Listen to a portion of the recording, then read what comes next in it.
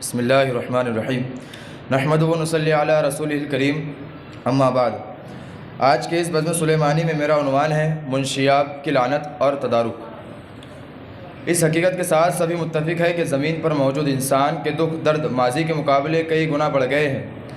ابتدائی دور کا انسان قدرتی مصیبتوں اور آفات کا شکار تھا، لیکن موجودہ دور کا انسان قدرتی آفات پر قابو پا چکا ہے، لیکن ماضی کی نسبت آج کا انسان آلام و مصائب کا زیادہ شکار ہے۔ زمانہ قدیم کا انسان ہر بوجھ سے آزاد تھا، لیکن آج ہمارے دل و دماغ پر 10,000 سالہ تہذیب، معاشرات، رسم و رواج، قانون، حکومت اور نہ جانے کیا کیا آج کے انسانی ذہن پر سوار ہے۔ یہی بے چینی، تڑپ اور بے قراری انسان کو نئے نئے راستے دکھاتی ہے۔ وہ اس بے چینی کو دور کرنے کے لیے نہ صرف اپنی عقل کا سہارا لیتا ہے بلکہ دوسروں کے عقل سے بھی فائدہ اٹھاتا ہے۔ لیکن کچھ لوگ وہ ہوتے ہیں جو اپنی تڑپ، بے چینی اور بے قراری کی حقیقت کو نہیں سمجھ پاتے، گویا وہ اپنے مرض کی پہچان ہی نہیں کر پاتے، بھٹک جاتے ہیں، گمراہ ہو جاتے ہیں۔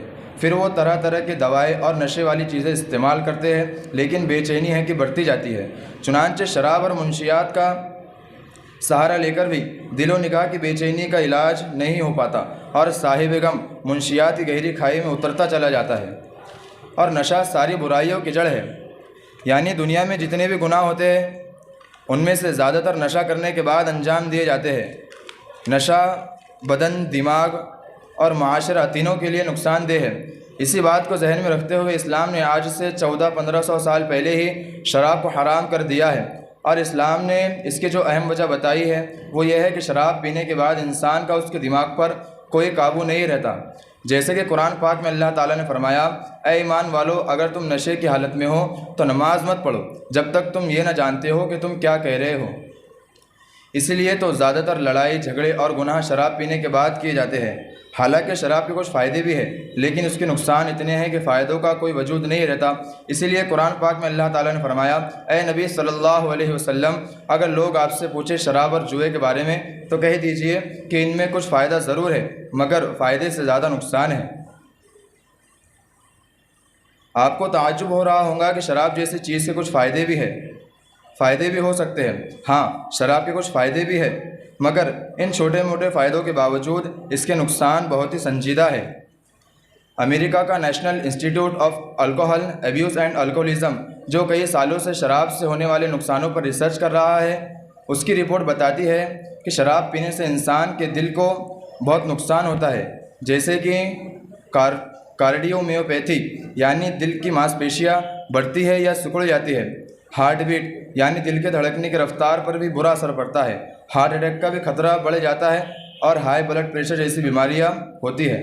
شراب پینے سے انسان کے لیور کو بھی بہت نقصان ہوتا ہے، جیسے لیور اسٹیٹجنگ یعنی لیور پھیل جاتا ہے، اور ہیپاٹائٹس جیسی بیماری ہو جاتی ہے۔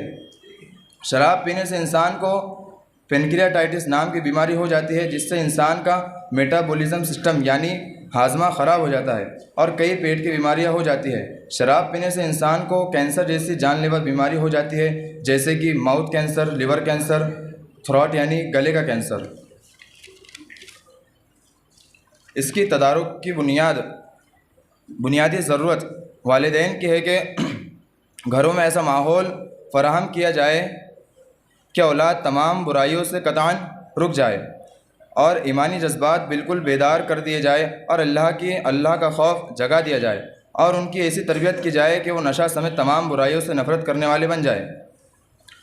اور نشہ کرنے والے کو چاہیے کہ وہ مثبت، صالح اور مفید مشاغل میں مشغول رہے، کیونکہ مشغولیت انسان کو گناہوں کے راستے سے روکتی ہے، اور ایک ہماگیر تحریک کے انداز میں اس پر کام کیا جائے، سماج کے تمام طبقات تک یہ پیغام پہنچایا جائے۔